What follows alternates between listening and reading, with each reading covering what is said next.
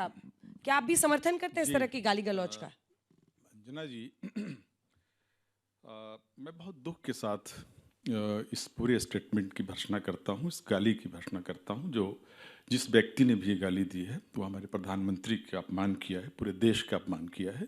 140 करोड़ जनता का अपमान है। वो सिर्फ प्रधानमंत्री की माँ का अपमान नहीं है, वो मेरी माँ का भी अपमान है और हम सब की माँ का अपमान है। मैं इसकी भर्त्सना करता हूँ। लेकिन इसके पीछे जो खेल है पूरा, मैं ज़रा उसको भी मुझे समय दीजिएगा कि मैं उसको भी बताना चाहता हूँ। ये बात बिल्कुल जाहिर है, पहली नज़र में आपको ये मालूम होना चाहिए कि एक ऐसे व्यक्ति को चुना गया जो माइनॉरिटी कम्युनिटी से ताल्लुक़ रखने वाला व्यक्ति है। रिजवी, मैंने बोला था ना वर्ग आएगा। रिजवी नाम है उसका।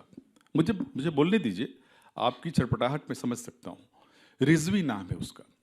माइनॉरिटी का एक व्यक्ति चुना गया इस काम के लिए। उसकी तस्वीरें हैं शिवराज सिंह चौहान साहब के साथ, तस्वीरें उसकी हैं, मेरी मोबाइल में भी तस्वीरें हैं, अन्य बीजेपी लीडरों के साथ उसकी तस्वीरें हैं। नौशाद जिस ऑर्गेनाइजर था वो कांग्रेस का लीडर है, लेकिन ये रिजवी जिसने गाली दी है वो भारतीय जनता पार्टी का कार्यकर्ता है। जो भी है वो, मैं उसकी भर्त्सना करता हूं, लेकिन बहुत बड़ा षड्यंत्र नहीं। मुझे मुकम्मल करने दीजिए, जल्दी कीजिए सर। जो षड्यंत्र है इसको भी आप समझिए। पूरे बिहार में इस यात्रा को लेकर के जो जन समर्थन मिल रहा है, जन सैलाब उमड़ रहा है, उससे भारतीय जनता पार्टी बौखलाई हुई है।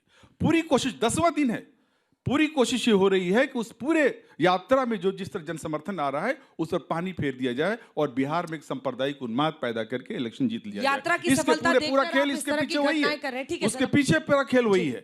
और एक सेंटेंस और सिर्फ कहना चाहूंगा कि जो आप बोते हैं वही आप काटते हैं।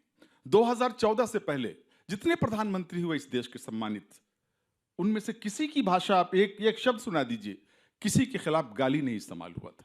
2014 के बाद जिस तरह से भाषा की मर्यादा टूटी है, राजनीति की का जो स्तर उसके बाद कम हुआ है, गिरा है, उसके लिए जिम्मेदार कौन है?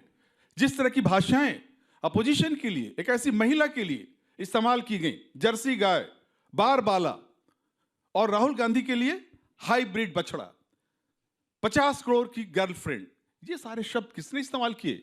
हमारे देश के प्रधानमंत्री ने। तो वो 14 के बाद मौत का सौदागर दूसरी चीज है, ये गाली है, ये सारी गाली है। जर्सी गाय कहना, 2007 में हाइब्रिड बछड़ा कहना, वो नहीं सुना, ये कहने के नाम लेके नहीं दिया। अब सुनिए, जर्सी गाय का मतलब क्या था, किसके लिए था?